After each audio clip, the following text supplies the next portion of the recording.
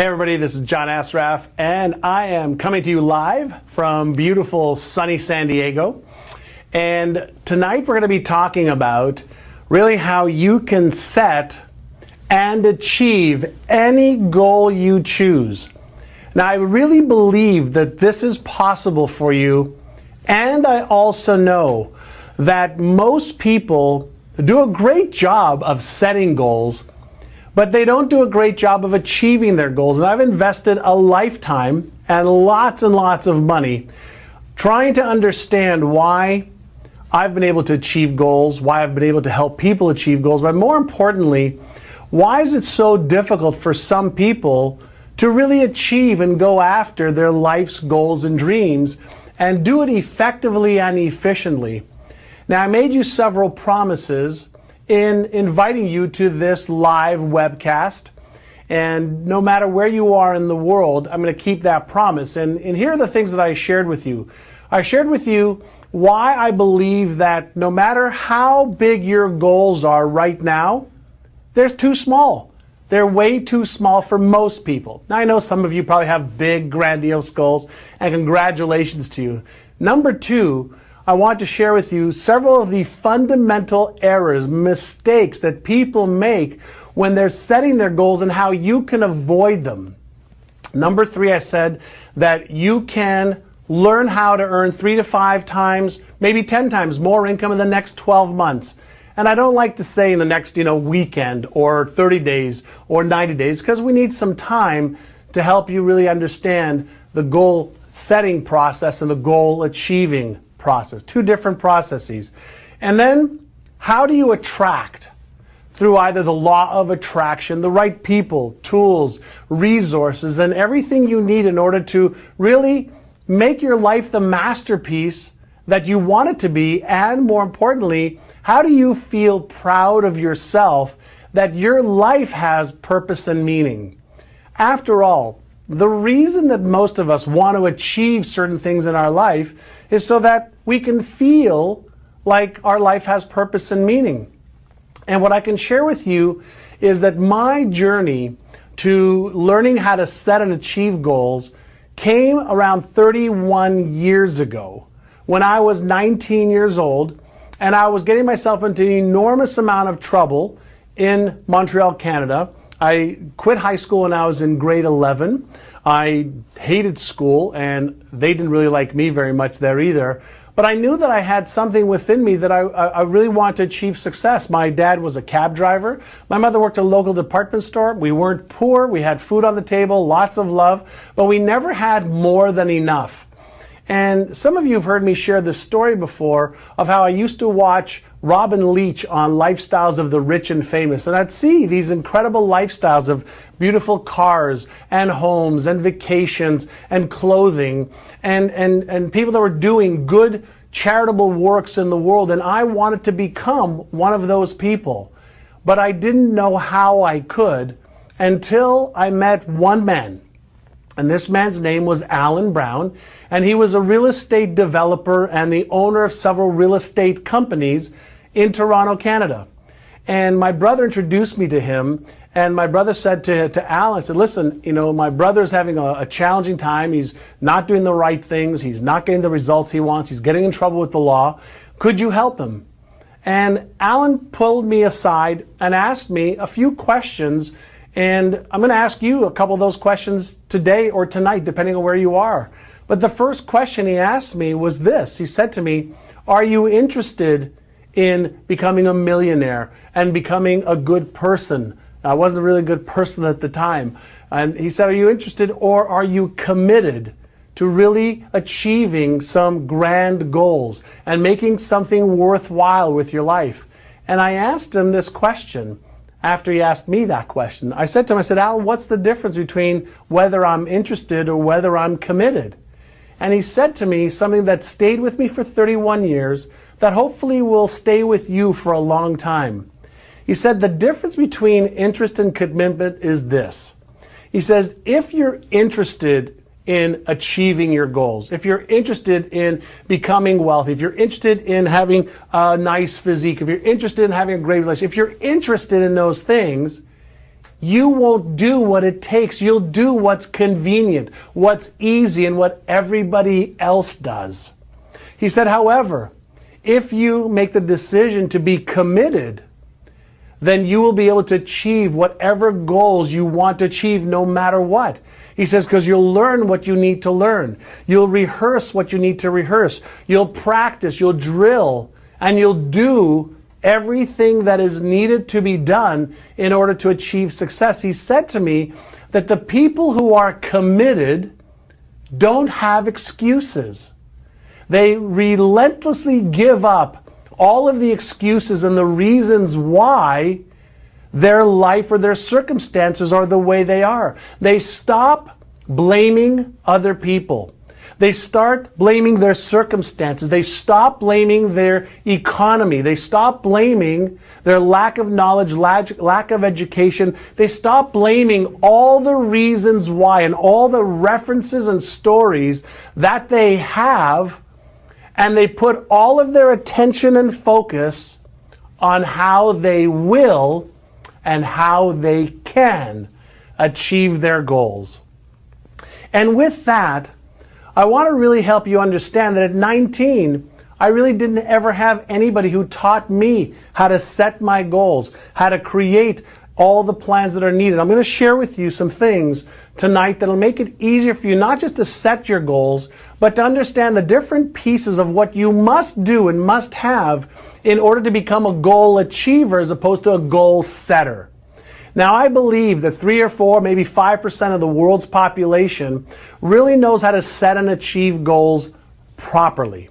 And I believe that because we've never been taught, that most people hope that they achieve their goals. Now, I often say that most people suffer from a drug disease called hopium. And I also say that hope is not a good strategy. I want you to have big goals, big dreams, but I want you to back it up with a process and a way to achieve those goals and dreams so that it becomes more of a reality than a dream, more of something that's a probability instead of a possibility. So how do you do that? How do you really make the jump, the leap from a goal setter and hoper and dreamer and wisher to somebody who actually is an achiever? Well, one of the first things that Alan Brown said to me was that at the pyramid of your goals, you have to start with absolute precision on exactly what it is you want to achieve. So if you think about your goals as your bullseye, what is going to give you the focus of exactly what you're committed to achieving in the different areas of your life? So you look at what specifically do you want to achieve in your health? And so you can have spiritual health, physical health, emotional health. What is the bullseye? How will you know when you've achieved your health goals? Okay? The reason I want you to be so precise is for two reasons, number one. Number one, when you are precise and exact in what you want, you're giving specific instructions to your brain on what to focus on. And we know that people who have learned how to focus on exactly what they want will achieve their goals significantly higher percentages than people who don't have clarity of focus. So what specifically do you want to achieve in your health? What specifically do you want to achieve financially? So how much money do you want to earn in the next 6 months, in the next 12 months, in the next 36 months? See, I want you to choose goal or a goal that you've never achieved before. The number one mistake that people make when setting their goals is they look at their present circumstances, like their bank account or the amount of business they have coming in or their job, and they allow all of the present circumstances or their past history to dictate what they could do today, tomorrow, next week, or the future. So mistake number one is do not allow your past or present circumstances to control your thinking or your goal setting part of this process. You cannot do that, because when you look at what you've got, or you look at the economy, you look at the past, and you focus on that, you are neurologically, physiologically, biologically, and everything else you can think of, creating more of the same. So what I want you to do is I want you to set a goal you don't know how to achieve. I want you to set a goal that actually scares you a little bit. How do I know, and how do you know when a goal scares you? You're going to feel uncomfortable. You're going to feel doubts and fears and maybe even a little anxiety, which means you're out of your comfort zone. That is good, not bad. So number one is you start with specific goals for health, for your finances, for your debt-free day. What day are you going to be debt-free? What's your net worth going to be? What about your spiritual goals? What do you want to achieve spiritually? What do you want to achieve in your business or career, specifically and precisely? What are you going to achieve in your relationships? What are you going to achieve in your legacy, your charitable contributions of your time and finances? So when you start with setting goals, the number one most important part of achieving goals is setting the perfect bullseye of exactly what you want to achieve. When I was 19, and Alan Brown had me start with setting my goals for health, wealth, relationships, career, business, charity, etc., I had no idea how I was going to achieve it. I had no idea what I could put down on the piece of paper. But he said to me that just the act of writing down what you want to achieve will send a neurological message to your brain. And if you focus on that every single day, and you walk through the process I'm going to show you in just a moment, you'll be able to get your brain, your emotions, and your body in line with these goals. And then that's when the magic starts to happen. So number one is clarity and precision of exactly, specifically what you want to achieve. It'll have amazing neurological implications.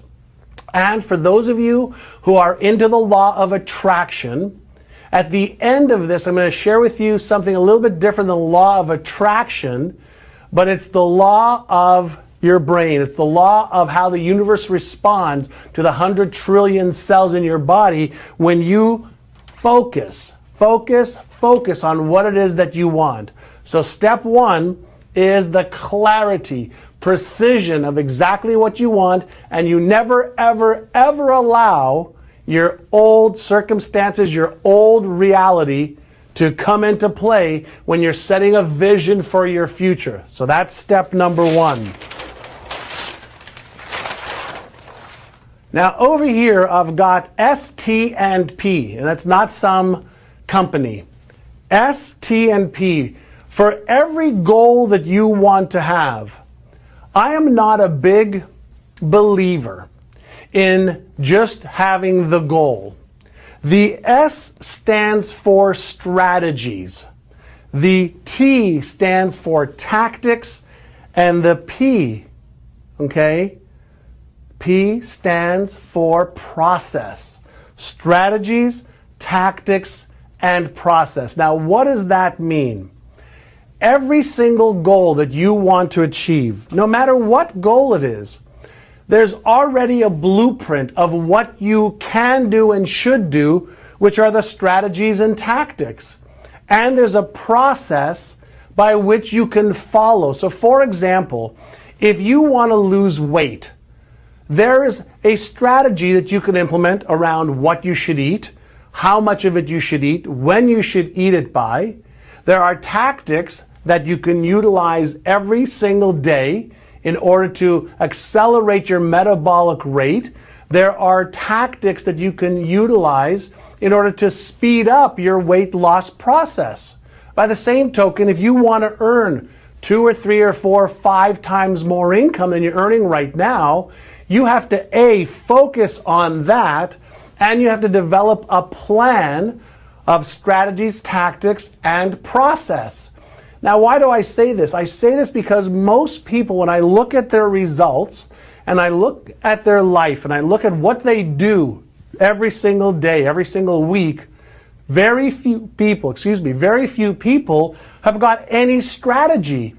They're using a lot of tactics, some process, but they haven't really thought of a cohesive, coherent way to implement a strategy to achieve the goal.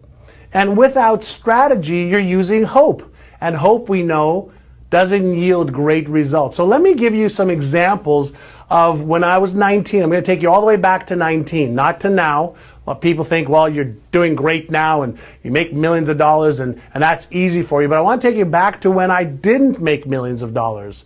All right? I set a goal back when I was 19 to make $30,000 a year.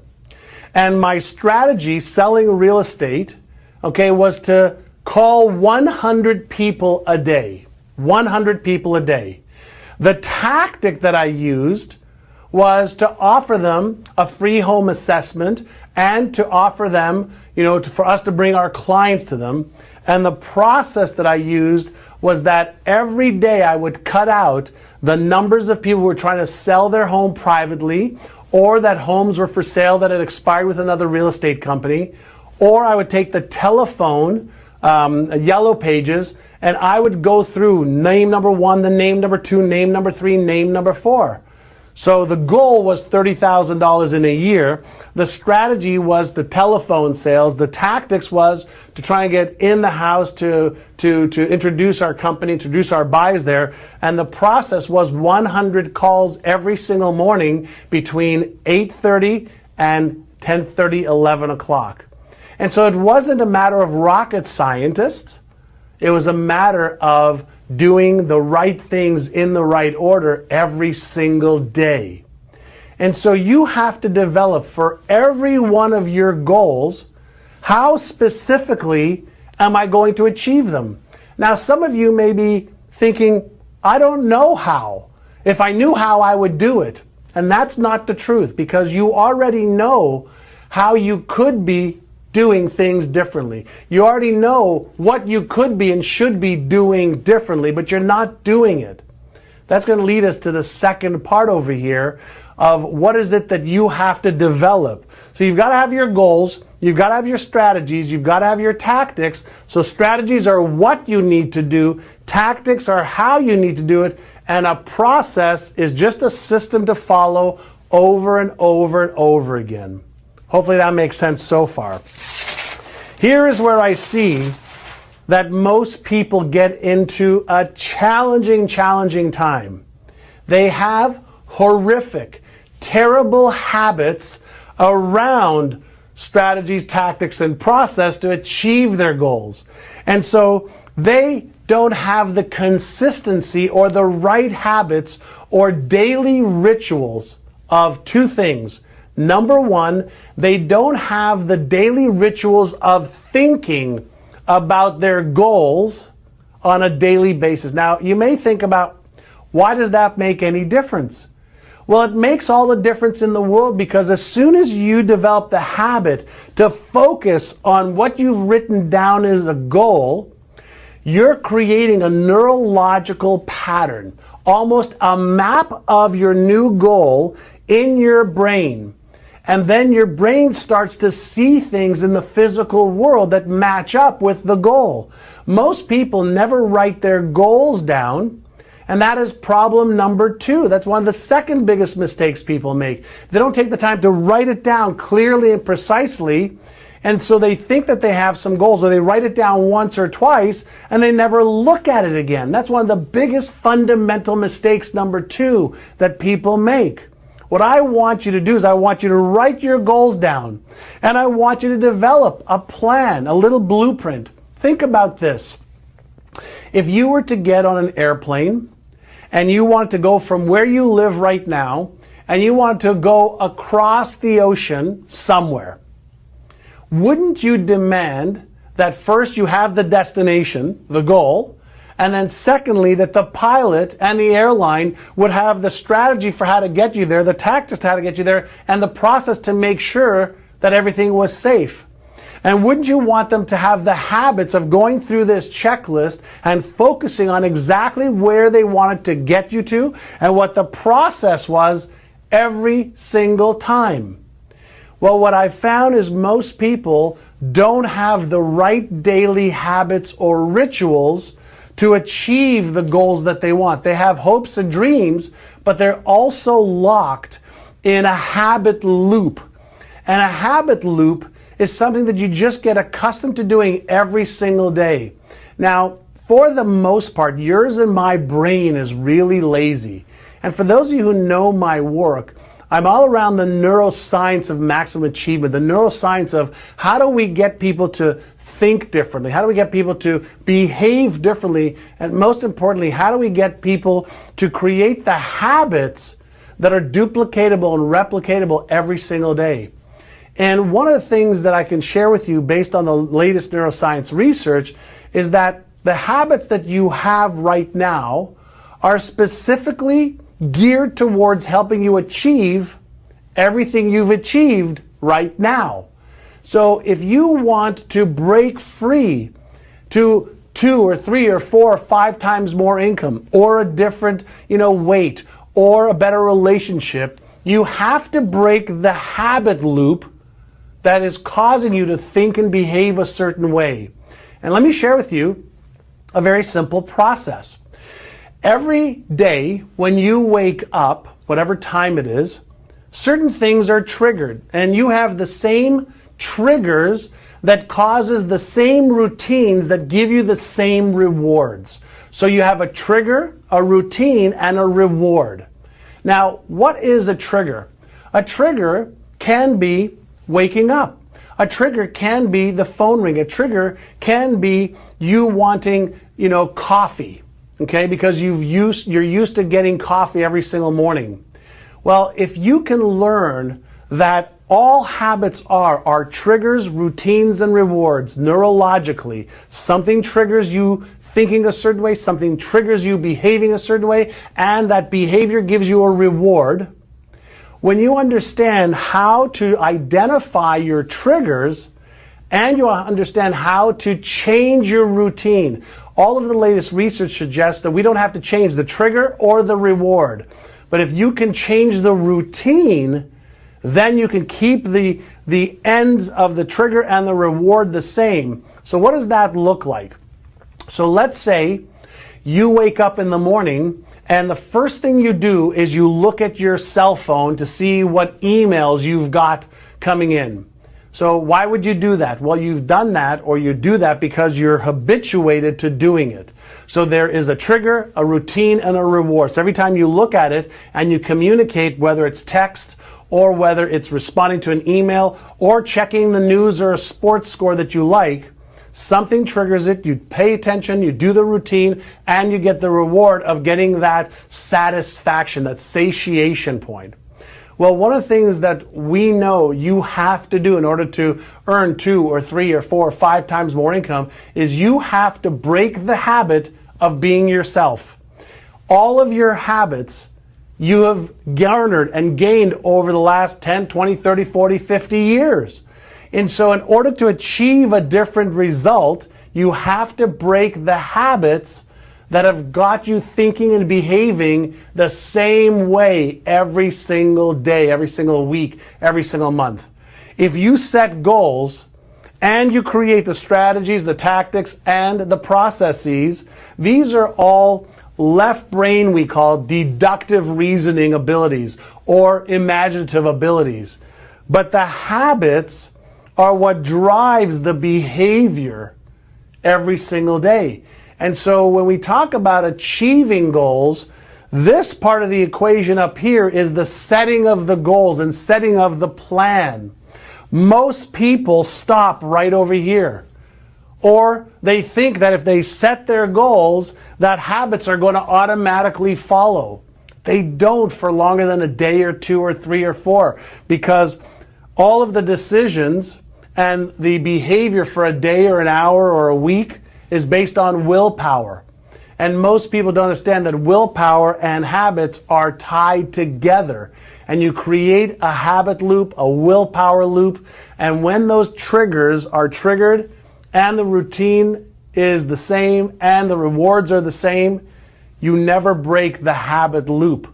And so what you've got to do is understand what triggers your behavior. How do you change the routine? So let's say you get up every day and your reward is, feeling a little bit of energy and a spark when you're drinking a cup of coffee. Well, what triggers it is usually you wake up and you go downstairs in your home or to wherever you go for coffee, and you go through that routine, and then you get that reward of feeling a little perk and a little bit more alive. Well, let's say you had that trigger for having coffee. Instead of going to get coffee, what you can do is replace the routine by going for a 2-minute walk somewhere else and still getting the reward of feeling invigorated by going for a walk. So you replace the routine to change the habit. If you do that for a day, a week, a month, you start to develop a new habit. Now, what you want to do is develop the new habits that'll make it easier for you to implement the strategies, the tactics, and the processes. And you have to develop something called awareness first. You have to develop the awareness, of what is the trigger, what is the routine that I am engaged in right now. If you don't develop that awareness, then you're going to be a creature of habit. And if you're a creature of habit, you're just going to get more of the same. I hope this makes sense. So goals, strategies, tactics, and processes, and you have to back it up by a change in behavior. You have to become the person who can achieve that goal in your mind, in your awareness, in your routine, and most importantly, in your day-to-day behavior. All right? That is part number 3. Part number 4 is something that's a little bit more complicated, but very, very understandable. And this is what we call your beliefs. Now, many of you have heard me talk about beliefs for the last several years because I've been fascinated with what causes our behavior, what causes our perceptions, what causes one person to say, yeah, I believe I can achieve those goals, but they don't behave in line with achieving those goals. And they do this over and over and over again. Well, what I've discovered is that there's 2 types of beliefs. And if I'll ask my team to get my pen over there, I'll write it down for you. There's 2 types of beliefs that we have. Thank you. The first belief that we have is called an explicit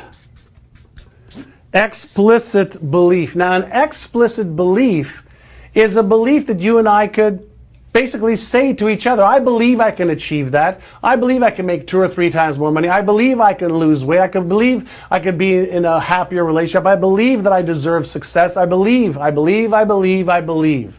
That's explicit, external. We can declare it, we can talk about it.